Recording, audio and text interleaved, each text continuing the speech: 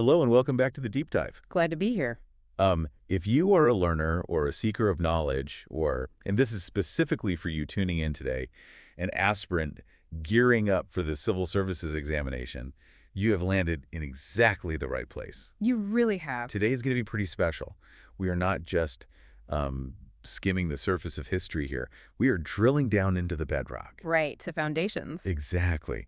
This is a crucial resource for anyone interested in Indian history, but it is specifically tailored as a full summary for UPSC, focused by the Simplified UPSC by PPP YouTube channel, with that all-important PYQ, the previous year question linkage. It is an absolute pleasure to be here. And you're right, today is foundational. We are looking at a text that essentially defined how the world, and honestly, indeed, many Indians view their own ancient past. Absolutely. But before we crack open the books, I have a very specific message for the listener, specifically the community growing around this content. Right, the housekeeping. Yeah, the essential stuff. So this deep dive is brought to you by the Simplified UPSC by PBP YouTube channel. We are working incredibly hard to decode these massive topics for you. So I have to ask quite humbly, if you find value in this sitmac, please subscribe to the channel. It makes a massive difference. It really does. And if you are capable and want to see this engine keep running, please consider supporting us on Patreon. It is literally that support that keeps these super useful deep dives coming. It allows for the research time, the time to really pull all these complex threads together for you. Exactly. So a huge shout out to all our current supporters. You guys are the absolute backbone of this project. And for everyone listening, don't forget to like the video if you're watching or the audio and share your valuable comments. We read them all. We do, and they help us improve. Now here is the big call to action you need to know about today. We have free notes with practice previous year questions available right now on our public Telegram channel. Which is a huge resource on its own. Oh, absolutely. But if you want the all-access, pass-like access to all videos in this series at once, plus organized premium notes, detailed notes, extra PYQs, and model mains answers, you really need to join the private Telegram library. It is where the heavy lifting happens. Yeah, just DM us on the public Telegram channel to get in. Okay, business handled. Let's unpack this. What exactly is our source material today? So today we are tackling The Wonder That Was India by A.L. Basham. Oh, wow. Yeah, specifically we are decoding Chapter 1, which is the introduction covering the lands and the discovery of ancient India. And then we're jumping into Chapter 2, which covers prehistory, the Harappan culture, and the Aryans. Basham. I mean, the name alone strikes fear and awe into the heart of a history student. It really does. It is a dense book. It's one of those books that sits on the shelf and just kind of stares at you, daring you to open it. It is dense, certainly, but it is also beautifully written. I mean, you have to remember, A.L. Basham wasn't just cataloging facts like some sort of machine. He was a scholar who tried to genuinely understand the spirit of the civilization. He wrote this back in the 1950s, primarily aimed at a Western audience that perhaps didn't understand India at all. Or had a very skewed view of it. Exactly. But it became a staple in India itself because it treats the culture with such immense respect and rigorous analysis. So our mission today is to take his analysis of geography discovery and prehistory and view it strictly through the lens of exam relevance for UPSC. That's the golden key right there. We are going to link specific concepts Basham discusses to actual past questions to show you exactly why this book matters for your score. That is the Simplified UPSC promise right there. So we have a mission.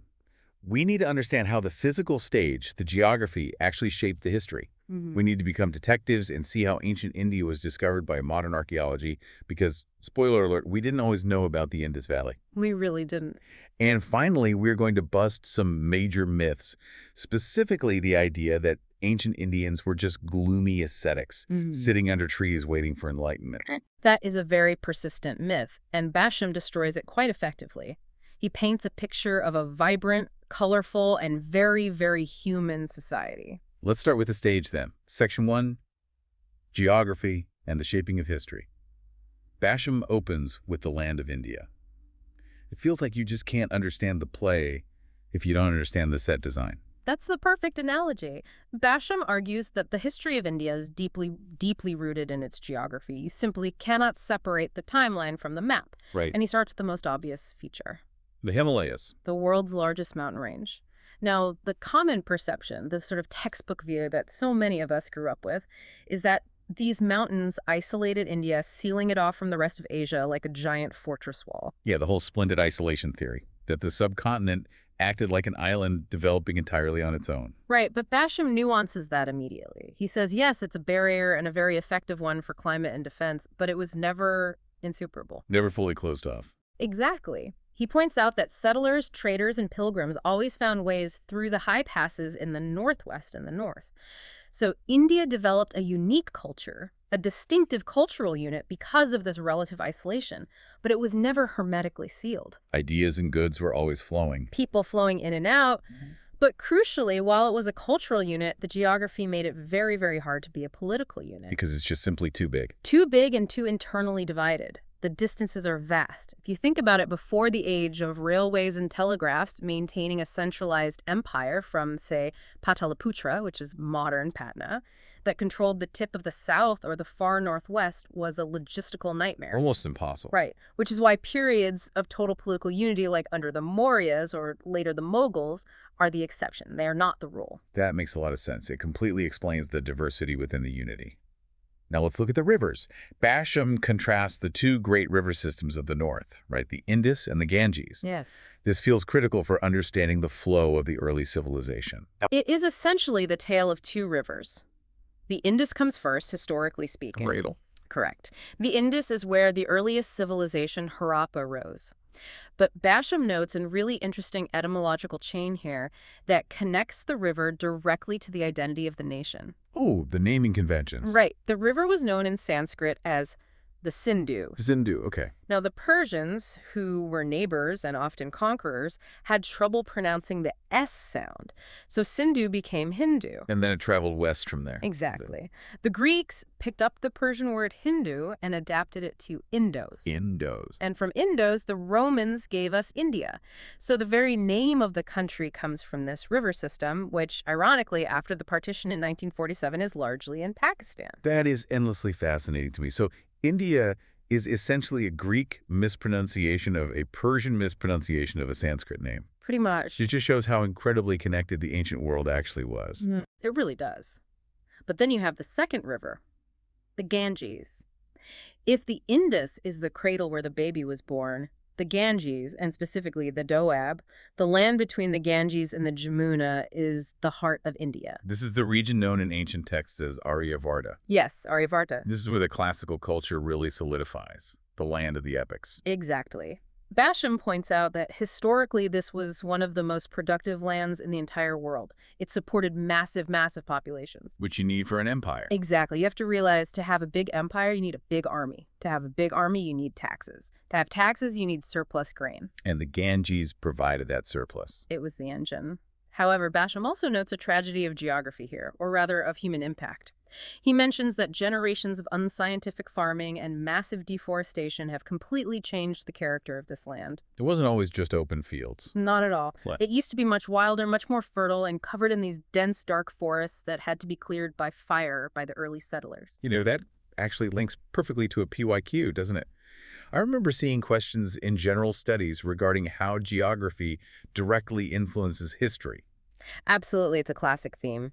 When you are sitting there writing a mains answer about, say, the location of ancient capitals or the rise of Magadha, you have to cite the geography. Right, can't just talk about the kings. Exactly. Okay. Why did Magadha become the very first empire? Well, because it sat directly on the Ganges for transport. It was near the iron mines in the south for weapons, and it was right in the middle of those fertile tracts for food. The perfect straw. The fertile alluvial soil of the Gangetic plain allowed for the agricultural surplus that fed the standing armies of the Mauryas and the Guptas. You simply cannot separate the empire from the river. Okay, so that's the north. Now let's move south. Basham talks extensively about the Vindhya Mountains. Right, the Vindhyas. Now, they are not as high as the Himalayas. They aren't these snow-capped peaks of legend in the exact same way. But historically, they were an incredibly significant barrier. He sort of slice right across the middle. They run right across the center of India, separating the north, which was often called Hindustan, from the peninsula, which is the Deccan. And this barrier is precisely why the south has such a distinct cultural identity. Precisely. It made massive military conquest from the north very, very difficult. So the Deccan Plateau and the coastal plains, particularly the Tamil Plain down in the deep south, developed a culture that was for a very long time entirely independent of the north. They have their own distinct language family. Dravidian. Dravidian, right, and a distinct ethnic character. Yes, but Basham is very careful here. He doesn't want to paint a picture of two completely different countries living next to each other. Not a hard line. Exactly. He notes that while they are distinct, there has been, quote, much intermixture between northern and southern types over the millennia. Right. Religion, philosophy, and art crossed the Vindhyas very easily, even if armies found it nearly impossible. It is a gradient. It is not a hard border. Speaking of the character of the people, Basham tackles a very specific stereotype in this chapter, which I find fascinating. The myth of lethargy. Oh, yes. I love this part because it really feels like he is actively defending his subject against these harsh 19th century critics. It is a very, very spirited defense. And you really have to understand the context here. In the 19th century, European missionaries and these colonial administrators often described Indians in their writings as lethargic or fatalistic or gloomy. Right, they blame the weather. They did. They attributed it to the oppressive heat of the climate. They actively argued that the tropical sun made people lazy and that the easy fertility of the soil meant they just didn't have to work hard to survive. Which honestly sounds like an argument from someone who has never actually tried to work a farm in 40-degree heat. Basham completely agrees. He refutes this colonial idea entirely. Yeah. He invites the reader to just look at the rush hour crowds in Bombay or Calcutta. Just look out the window. Right. He says, look at the sheer energy there. Look at the hustle and tell me these people are lethargic. He argues that, yes, India was blessed by nature. I mean, you get 2 crops a year in many places. But it was also cursed by terrible, terrible disasters. Floods, drought. Famines. And living with that fostered a character of acceptance or perhaps stoicism, but absolutely not laziness. The ancient Indian farmer was incredibly hardworking because, honestly, if he wasn't, he starved. So the geography gave a bounty, but it also gave immense danger. Yes. And the people adapted with resilience, not laziness. Yeah. That is a really great man's perspective if you get a question on Indian national character or the evolution of society. Exactly. It adds that layer of nuance you need for high marks. You are moving beyond the simple stereotypes to environmental determinism, and then you're refuting it with sociological observation. It shows the examiner you understand the why behind the behavior. Brilliant. Okay, let's unpack section 2, the detective story.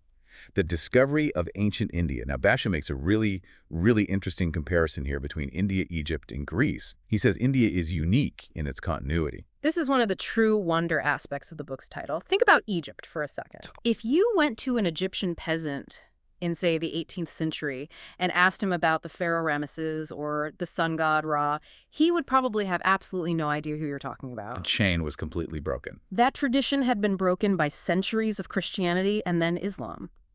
The hieroglyphs were totally unreadable until the Rosetta Stone was found. The link to the ancient past was severed.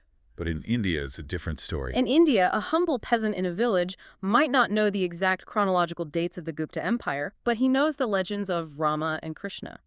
They know the epics. Right. He knows the stories that date back to 1000 BC or even earlier. The cultural tradition is a continuous, unbroken thread. The Brahmin reciting hymns at a temple today is using Sanskrit that is remarkably preserved from literally thousands of years ago. The gods of the Vedas are still in some form the gods of today. However, while the tradition was there, the stories, the rituals, the actual scientific study, the history as we know it today is a very recent discovery. Yes, it is. The specific dates, the political history, and the material evidence, all of that was buried. Indians recorded history differently. Through the Puranas, right? Right. In myths and genealogies, the Puranas not in the sort of dry chronological chronicles favored by the West. So the modern history of India, the timeline had to be pieced together. And Basham introduces us to the heroes of discovery. These are the specific men who pieced the puzzle together. Let's run through that roster because these names are crucial for understanding how we know what we know. Who is first on the list? We start with Sir William Jones in 1783. He is a truly pivotal figure. He's a judge, right? Yes. He comes to Calcutta as a Supreme Court judge for the East India Company. But he wasn't just a British bureaucrat. He was an absolute linguistic genius. He knew a lot of languages. He already knew Hebrew, Arabic, Persian, Turkish. And when he arrived, he started studying Sanskrit from the local pundits. And he had a realization that basically changed the world.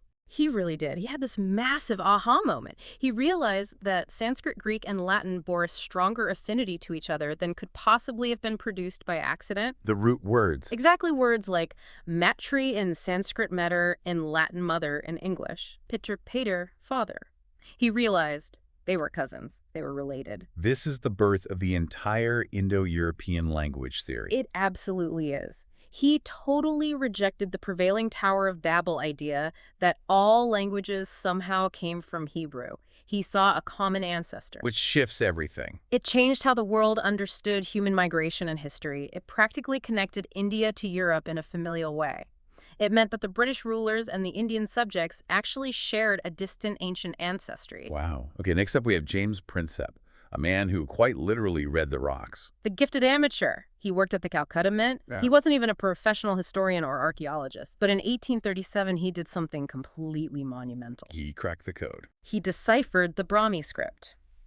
Before Prinsep, we had these massive stone pillars erected by Ashoka all over India. They were standing there right in plain sight, but nobody could read what was written on them. They were just these mysterious monuments to an unknown king. Exactly. Prinsep gave Ashoka his voice back. That is incredible. He figured out the alphabet, and suddenly these pillars weren't just stones, they were edicts, they were laws, they were messages of peace and dharma. And this right here is a direct PYQ linkage, isn't it? Yes, very direct. Yeah. In the 2022 Civil Services prelims, there was a question specifically about Ashoka's major rock edicts and their locations. Sites like Dali and Aragudi. Dali, Aragudi, Jagata Kalsi.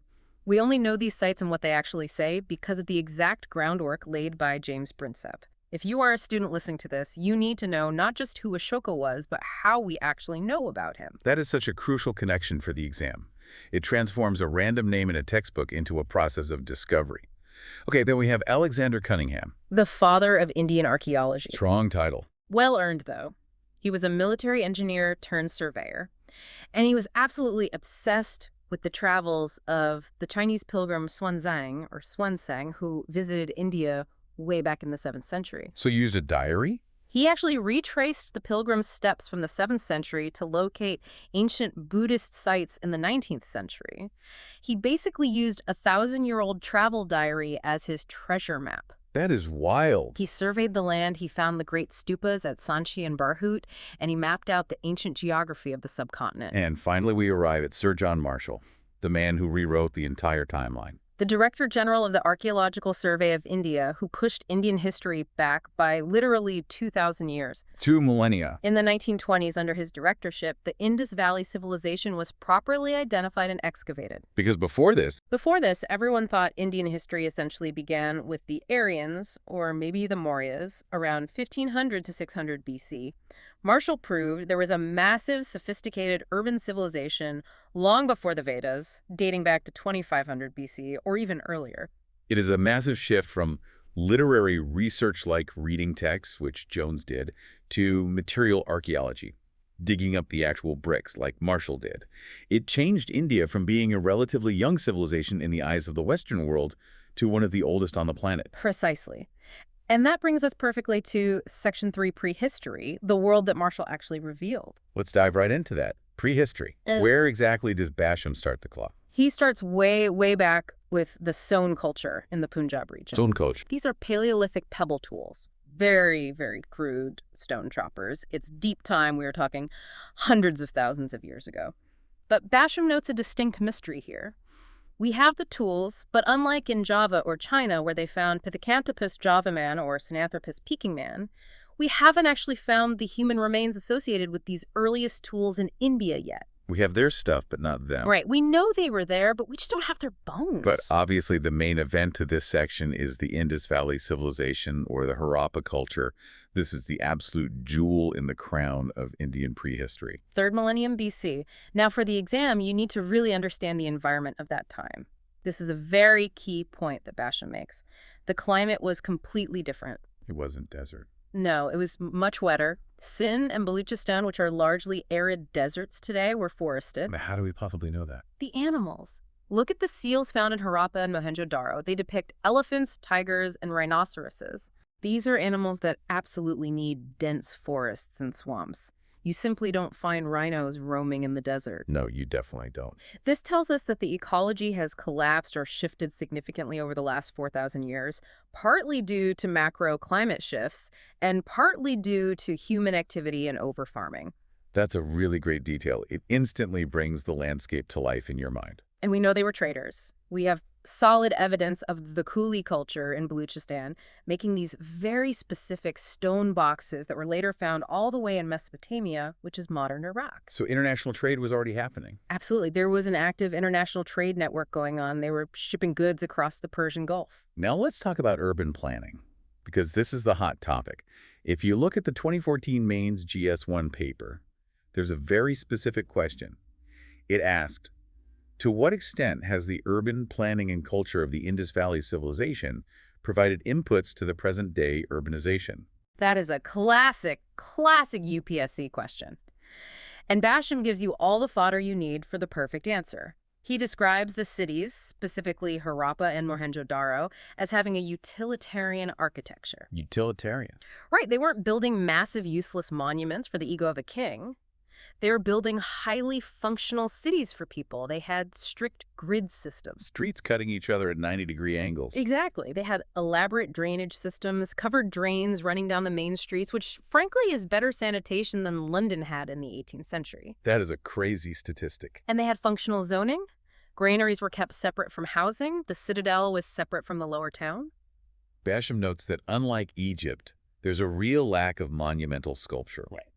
No giant pyramids or sphinxes looking down on the common people. Right, and that tells us something profound about their society. It implies a culture that was perhaps much less obsessed with the glorification of a single god-king and much more focused on civic order and commerce. A society of merchants, maybe. It was seemingly a very bourgeois civilization.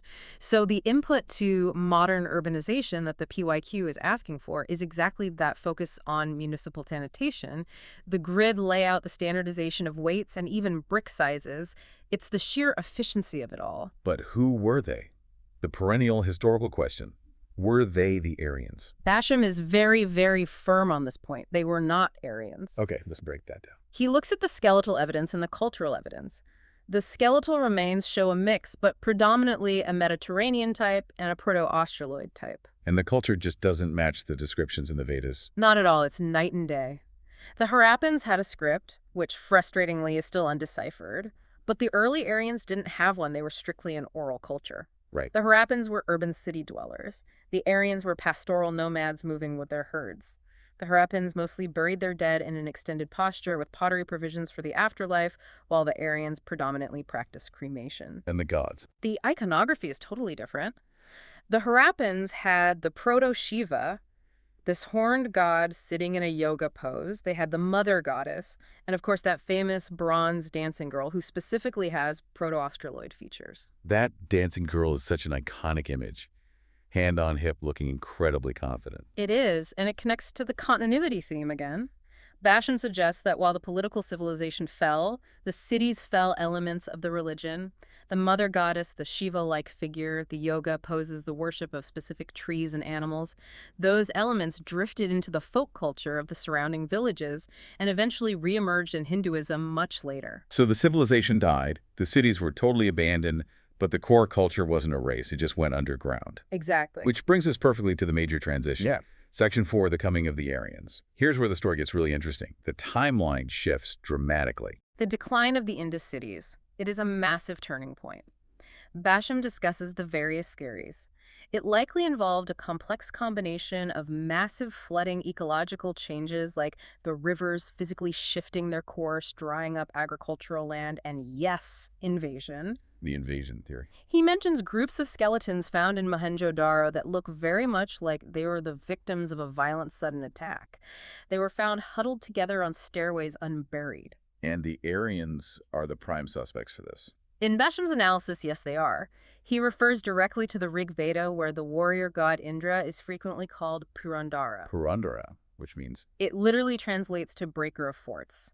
The Aryans constantly describe themselves destroying the walled cities of their enemies, the Dioceses, the indigenous people. Wow. It fits the archaeological picture of the Harappan decline almost too perfectly.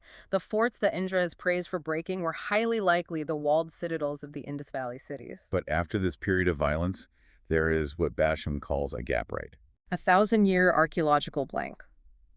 From the final fall of Harappa around 1700 BC until the rise of the later new cities in the Ganges Valley around 600 BC, we have remarkably little material evidence. Almost nothing. No massive buildings, no stone inscriptions, no grand statues. So how do we actually know anything about them? If they didn't leave buildings behind, what did they leave? They left their words. We have the Rig Veda, A text. but we must always remember it is a literary source. It is not an archaeological one. We are essentially reading their hymns, their poetry, and their prayers. So extracting history from it requires a very different kind of detective work. And what exactly does the poetry tell us about their technology? How did they conquer these cities? It tells us they were vastly technologically superior in one specific area of warfare. Okay. They had bronze, which they called ayasa. They had highly skilled carpenters, and most importantly, they had chariots with spoked wheels. The spoked wheel versus the solid wheel. That's Okay. a big deal. It is an absolute game changer. The Harappans had heavy, lumbering ox carts with solid wooden wheels. They were slow and cumbersome. The Aryans had incredibly fast horse-drawn chariots with light-spoked wheels. It's like a sports car versus a tractor. It was essentially the tank of the ancient world. It gave them unprecedented speed and maneuverability on the battlefield. That's a massive military mismatch.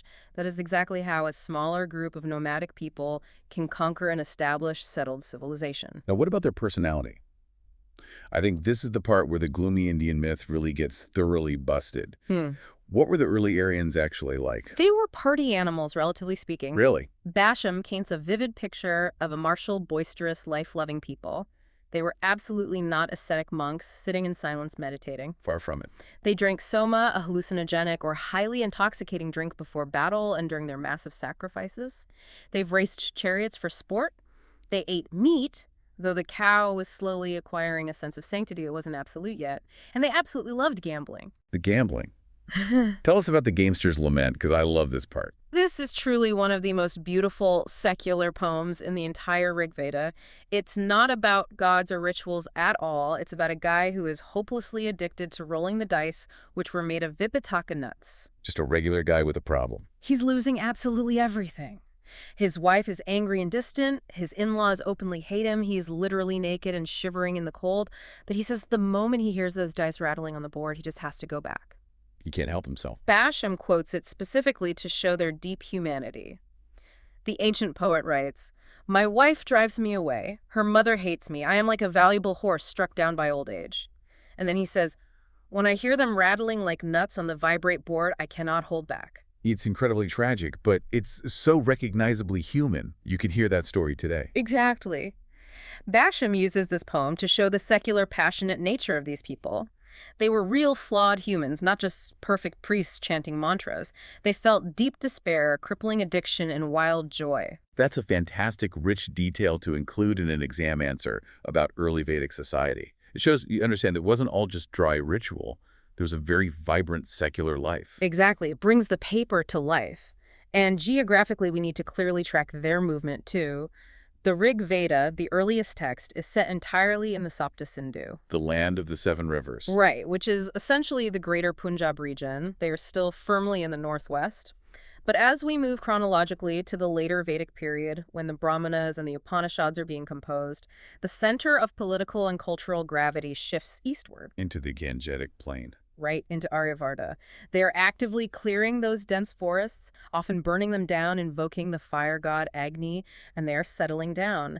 They are transitioning from being primarily pastoral herders to becoming settled agricultural farmers. This brings us right into Section 5, the glory of ancient India focusing on society and culture. Now, Basham returns to his core thematic argument here about humanity. This is a very strong mains perspective for an aspirant to hold. Basham explicitly compares ancient India to other contemporary ancient civilizations like the brutal Assyrians or even the Romans with their gladiators. Okay. He argues that Indian warfare and legal codes were, on the whole, significantly more humane. In what specific way? Well, the Assyrians were literally famous for flaying their captives alive. They proudly gloated about their extreme cruelty in their stone inscriptions. Basham says you just don't find that kind of state-sponsored sadism in India. The ideals were different. The laws of Manu, the Dharmashastras, they lay down very clear ideals of fair play in battle. You don't strike a man who has lost his weapon or fallen down. You don't attack non-combatants in a village. You don't fight at night. Now, obviously, war is war, and we know rules were broken. Of course, Basham readily admits that the reality often fell short of the ideal. But the fact that the ideal was there and codified is significant. And compare the institution of slavery. That's a big one. Slavery definitely existed, yes. We absolutely cannot deny that. But Basham points out, citing texts like the Arthashastra, that slaves in India actually had recognized legal rights. They weren't just objects. They weren't treated as mere cattle. They could earn and own personal property in certain cases. There were specific laws protecting them from extreme types of physical abuse. It was structurally a milder form of bondage compared to the brutal chattel slavery of the West, where a slave had zero human rights. Let's hit that life-negating stereotype again. We talked about the Aryans loving life, but what about the later classical society? Basham constantly emphasizes the joy of life in classical India. He points directly to the art. Look at the famous Ajanta murals. In the caves. Right. Even when the core subject is strictly religious, like the painting of the Bodhisattva Padmapani, the surroundings, the details are incredibly lush, sensuous, and beautiful. The jewelry, the expressions. The women are depicted with immense grace and physical beauty. It's absolutely not a rejection of the physical material world. It's a profound celebration of it. There is a great PYQ connection here from the 2013 GS1 paper. It states, Sangam literature portrays the social and economic conditions of its time with remarkable vividness. Yes, perfectly linked. Sangam literature from the Deep South is incredibly vibrant and largely secular. Akam and Puram, right? Exactly. It's categorized into poems about love, which is Akam, and war, which is Puram. It vividly describes busy, bustling ports, the sharp smell of drying fish mixed with jasmine flowers, the incredibly loud, crowded markets. It's sensory. It shows a people quoting Basham passionately delighting in the things of the senses. He even quotes later classical poets like Dandin, who describes simple, everyday meals, just warm rice and fresh curd and ghee, but with such intense relish, you literally get hungry just reading it. And the underlying philosophy wasn't just about escaping this life to achieve nirvana. No, not at all. The classic Indian sociological framework has the four ends of life. The Purushar says. Dharma, which is duty or righteousness. Artha, which is wealth and politics, Kama, which is pleasure and love. And finally, moksha, which is salvation or release. So it's a balance. Exactly. Moksha is the ultimate final goal, sure, but you are actively expected to vigorously pursue wealth and pleasure too, as long as it is within the ethical bounds of Dharma. It's a beautifully balanced, holistic life, not just a renunciant one. I mean, the Kama Sutra is just as much a valid part of the textual tradition as the Upanishads are. We also absolutely have to touch on science and technology. Basham lists some real heavy hitters in this chapter. The biggest one, undeniably, is mathematics. The invention of the decimal system and the philosophical and mathematical concept of zero. Game changers for humanity. Basham quotes a fascinating source here, a Syrian monk named Severus Sebok, writing way back in 62 AD. Sebok is writing a text complaining about how incredibly arrogant the Greeks are about their knowledge. And he says, essentially, if these Greeks actually knew the computing methods of the Hindus, specifically their use of 9 symbols, they would realize that others know something too. That is a phenomenal historical sick burn from the 7th century. You think you're smart, but you don't even know zero? It really is. Yeah. And just imagine the modern world without the concept of zero.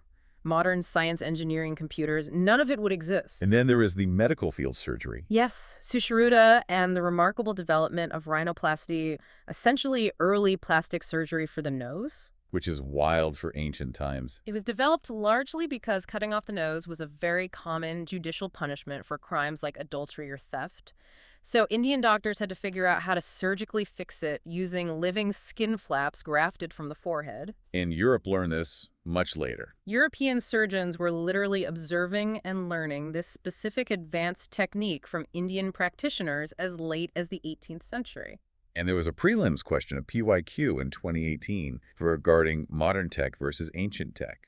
It was referencing things like 3D printing against the rust-free iron pillars. Right, the famous Iron Pillar of Delhi in the Quat Beg complex. It is an absolute metallurgical marvel. It has stood out in the open and hasn't rusted in 1,500 years despite the extreme Delhi monsoon. Scientists still study it. We still analyze it today to fully understand the complex protective chemical film that naturally formed on it. Basham also mentions the incredibly high polishing of the Mauryan stone columns. They look like glass. They were so perfectly polished that many early European travelers completely mistook them for being made of cast metal.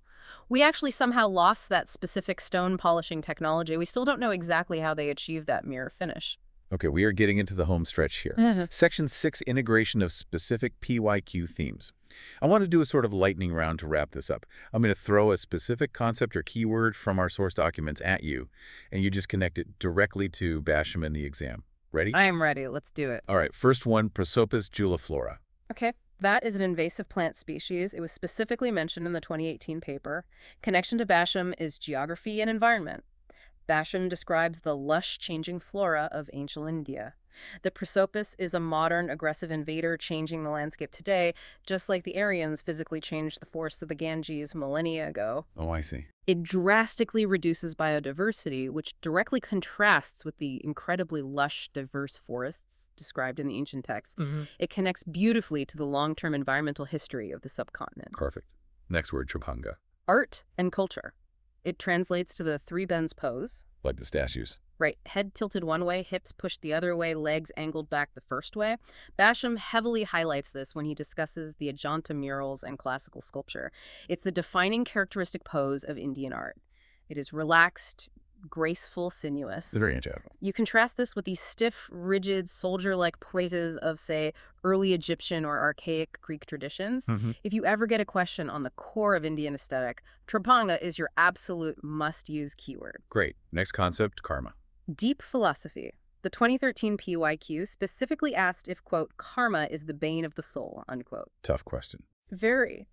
Basham deeply discusses the evolution of this core idea starting in the Upanishads. It originally started merely as a description of ritual action performing a sacrifice correctly, but it evolved into a profound, universal moral law of cause and effect. Every action has a reaction. Exactly. It's the driving engine of the questing spirit that Basham so admires. The attempt to logically understand the mechanics of the moral universe. It's not just blind fatalism, it's direct causality.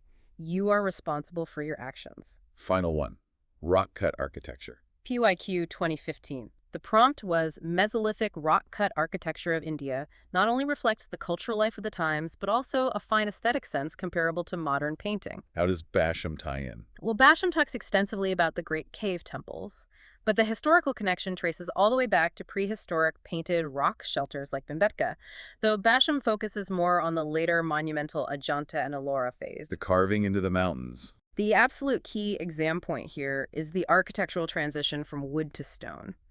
The earliest rock-cut caves literally copied earlier wooden structural designs. They carve stone to look like wood. Yes, you can literally see timber-style ribs meticulously carved out of the solid stone ceilings. It brilliantly shows how they adapted their existing high-level carpentry skills to master entirely new permanent materials. Incredible. It is honestly all so deeply connected. The physical geography directly led to the agricultural surplus, which supported the dense cities, which drove the advanced technology, which ultimately allowed for the luxury of leisure to create the high art and the deep philosophy. It is a perfect web, and the sheer dedication of the discovery of all this by people like Prinsep deciphering scripts and Marshall digging up cities allows us to sit right here today and discuss it. It's an unbroken chain of human knowledge. So we have traveled together from the freezing heights of the Himalayas to the tropical tip of Tamil Nadu, from the baked utilitarian bricks of Harappa to the fast war chariots of the early Aryans. We've thoroughly seen that this so-called land of mystery is actually a land of very, very tangible, deeply human history. It absolutely is. And, you know, if I could leave the listener with one final, somewhat provocative thought drawn directly from Basham's own conclusion. Please do. Basham wrote this seminal book in the 1950s looking at a very newly independent India finding its feet. And he acutely observed that Hindu civilization is currently in the act of performing a spectacular feat of synthesis. Synthesis. combining things. Yes, if you look at the deep past, India absorbed the Aryans, the Greeks, the Scythians, the Turks, the The Mughal. list goes on. It didn't purely reject them, it digested their influences and made them an integral part of a new India. So Basham asks the big question. As India interacts heavily with the modern West, with global democracy, advanced technology, rampant globalization, how exactly will this ancient proven capacity for cultural synthesis shape its ultimate future? He didn't think it would just copy the West. Not at all. He firmly believed India wouldn't become a mere pale copy of the West, but would actively create something entirely new, a grand, modern synthesis. That is an incredibly powerful thought to end on. We aren't just memorizing dead history for an exam. We are literally studying the cultural DNA of the future. Precisely. The past is always prologue. What a phenomenal way to wrap this up.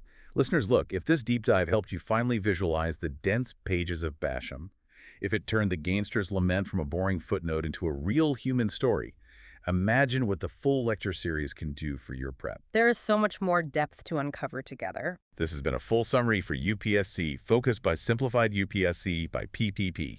Please head over to the YouTube channel right now and hit that subscribe button. Support us on Patreon if you can. Every single bit helps us keep the lights on and the deep research going. And definitely don't forget those Telegram channels. Right, almost forgot. Free notes and practice PYQs are sitting right there on the public channel. But for the truly serious aspirants, the private Telegram library is exactly where the real treasure is. Organized premium notes, extra targeted PYQs, beautifully crafted model mains answers. Just DM on the public channel to join. Yes, DM us on the public channel to get your access. Keep reading the sources, keep thinking critically, Keep learning. keep questioning everything, and we will see you in the next deep dive. Goodbye.